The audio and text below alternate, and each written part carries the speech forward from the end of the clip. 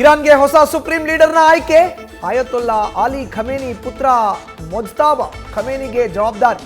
88 ಸದಸ್ಯ assembly of ಎಕ್ಸ್ಪರ್ಟ್ನಿಂದ ನಿರ್ಧಾರ.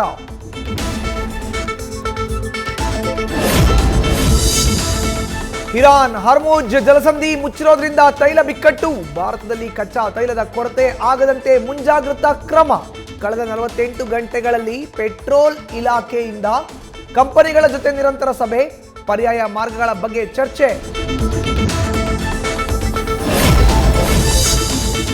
ಯುದ್ಧ ನಡೆಸ್ತಿರೋ ಇರಾನ್ನಲ್ಲಿ ಭೂಕಂಪ. 4.3ರಷ್ಟು ತೀವ್ರತೆಯ ಭೂಕಂಪನದ ಅನುಭವ. ರಹಸ್ಯವಾಗಿ ಅಣ್ವಸ್ತ್ರ ಪರೀಕ್ಷೆ ನಡೆಸ್ತಾ ಇದೆಯಾ ಎಂಬ ಬಗ್ಗೆ ಅನುಮಾನ.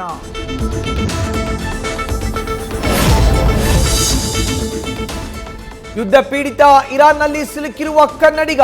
ಮರ್ಚೆಂಟ್ ನೇವಿಯಲ್ಲಿ ಕೆಲಸ ಮಾಡ್ತಿದ್ದ ಚಿಕ್ಕಮಗಳೂರಿನ ಹಿರೇಕೋಡಿಗಿ ಮೂಲದ ನಿಶ್ಚಿತ್ ಸಂಪರ್ಕಕ್ಕೆ ಸಿಕ್ತಿಲ್ಲ ಅಂತ ಕೇಂದ್ರದ ನೆರವು ಕೋರಿದ ಪೋಷಕರು.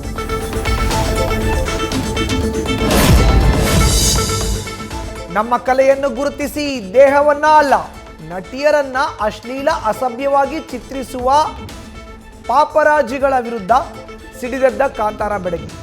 ಸಪ್ತಮಿ ಗೌಡ ಸಾರಿಗೆ ಸಮರಕ್ಕೆ ಹಲವು ನಟ ನಟಿಯರಿಂದಲೂ ಸಾಥ್.